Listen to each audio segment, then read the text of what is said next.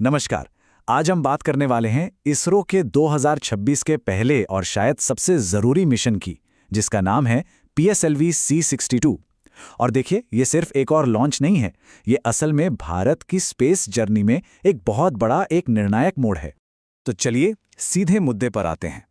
इस पूरे मिशन के दिल में एक बहुत बड़ा सवाल छिपा हुआ है। वो सवाल ये है कि क्या भारत का वर्कहॉर्स रॉकेट PSLV एक बड़ी नाकामी के बाद अपनी पुरानी साख, अपना भरोसा वापस हासिल कर पाएगा? देखिए, इस बात को समझने के लिए हमें थोड़ा सा पीछे जाना होगा। मई 2025 में तब PSLV C61 मिशन फेल हो गया था और PSLV के इतने शानदार ट्रैक रिकॉर्ड में ये एक बहुत ही रेयर, मतलब एक दुर्लभ घटना थी। तो जाहिर है, C62 के कंधों पर सिर्फ सैटेलाइट्स का वजन नहीं है, बल्कि उम्मीदों और सच कहें तो दबाव का भी भारी बोझ। तो 12 जनवरी 2026 की तारीख, श्रीहरिकोटा के सतीश धवन स्पेस सेंटर से होने वाले इस लॉन्च पर हम सब की निगाहें टिकी हुई हैं। ये PSLV की एक तरह से रिटर्न टू फ्लाइट है, मतलब मैदान में दमदार वापसी, जो ये साबित कर देगी कि पिछला झटका बस एक टेम्पररी रुकावट थी और कुछ नहीं। चलिए अब बात करते हैं इस मिशन के असली हीरो की। इसका जो प्राइमरी पेलोड है वो है अन्वेषा सैटेलाइट, और ये नाम याद रखिएगा क्योंकि ये सचमुच आसमान में भारत की एक नई और पहले से कहीं ज्यादा पैनी नजर बनने जा रहा है। तो सवाल ये है कि ये अन्वेषा सैटेलाइट इतना खास क्यों है?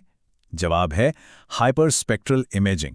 अब ये सुनने में बड़ा टेक्निकल लगता है, पर आसान भाषा में इसका मतलब है कि ये टेक्नोलॉजी उन रंगों और उन डिटेल्स को भी देख सकती है जो हमारी आंखों के लिए पूरी तरह से अदृश्य हैं।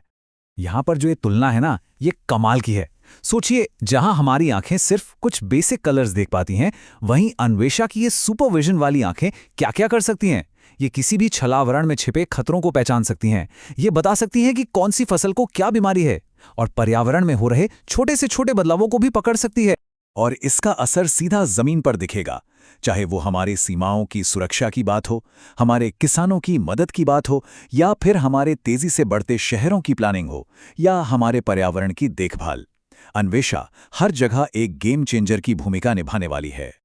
लेकिन रुकिए, कहानी यहीं खत्म नहीं होती। इस मिशन में एक और बहुत ही क्रांतिकारी चीज हो रही है। पहली बार भारत अंतरिक्ष में एक फ्यूल स्टेशन का टेस्ट करने जा रहा है। जी हां, आपने सही सुना, स्पेस में फ्यूल स्टेशन। जरा एक पल के लिए सोचिए, क्या हो अगर सैटेलाइट्स का फ्यूल कभी खत्म ही ना हो, अगर वो सालों साल हमेशा के लिए काम करते रहें। ये एक अकेली टेक्नोलॉजी स्पेस मिशंस की पूरी कहानी को बदल कर रख सकती है। और यही बड़ा काम करने जा रहा है बेंगलोर का एक स्टार्टअप ऑर्बिटाइड, अपने आइलसैट के जरिए। ये ऑर्बिट में ही दूसरे सैटेलाइट्स में फ्यूल भरने की टेक्नोलॉजी का डेमो देगा। इससे होगा ये कि सैटेलाइट्स की जिंदगी कई गुना बढ़ जाएगी। अब ये प्रोसेस सुनने में काफी कॉम्प्लेक्स लग सकता है ना? पर असल में इसे 3 बहुत ही सिंपल स्टेप्स में समझ सकते हैं। सबसे पहले, फ्यूल वाला सैटेलाइट टारगेट सैटेलाइट के साथ जाकर जुड़ जाता है, मतलब डॉक करता है।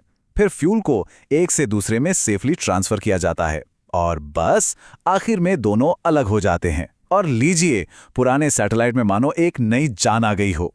ये मिशन सिर्फ भारत की अपनी टेक्नोलॉजी का प्रदर्शन नहीं है, ये स्पेस में दोस्ती और सहयोग की भी एक मिसाल है, जो ग्लोबल लेवल पर भारत की पार्टनरशिप को और मजबूत करती है। आपको अंदाजा है PSLV C62 अपनी इस एक उड़ान में कितने सैटेलाइट्स ले जा रहा है? एक दो नहीं, बल्कि कुल 19 सैटेलाइट्स। ये सभी सैटेलाइट्स अंतरिक्ष में अपनी मंजिल तक पहुंचेंगे। ये इस मिशन के स्केल को दिखाता है। और इन 19 मुसाफिरों में भारत के अपने टैलेंटेड स्टार्टअप्स के साथ साथ नेपाल, ब्राजील, फ्रांस और यूनाइटेड किंगडम जैसे हमारे दोस्त देशों के पेलोड भी शामिल हैं। इसमें खासतौर पर नेपाल का मुनुल सैटेलाइट बहुत अहम है, जो हमारे स्पेस कॉपरेशन की गहराई को दिखाता है। तो आखिर में, अगर इन सारी कड़ियों को जोड़कर देखें, तो सवाल ये उठता है कि ये एक मिशन इतना जरूरी क्यों है? क्योंकि ये मिशन, जैसा कि कहा जा रहा है, सिर्फ एक लॉन्च नहीं है। ये इसरो की वापसी का एक मजबूत बयान है। ये इनोवेशन में एक बहुत बड़ी छलांग है, और ये दुनिया को एक बार फिर बताता है कि भारत एक भरोसेमंद ग्लोबल स्पेस पार्टनर है। तो अगर इस पूरे मिशन का सार निकालें, तो 4 मुख्य बातें सामने आती हैं।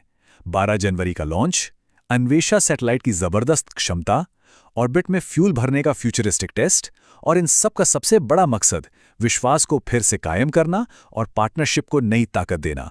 तो सबसे बड़ी बात जो समझने वाली है वो ये है कि PSLV C62 एक साथ कई मोर्चों पर भारत के स्पेस प्रोग्राम को तेजी से आगे बढ़ा रहा है, चाहे वो डिफेंस हो, इनोवेशन हो, प्राइवेट सेक्टर हो या फिर इंटरनेशनल कोऑपरेशन हो।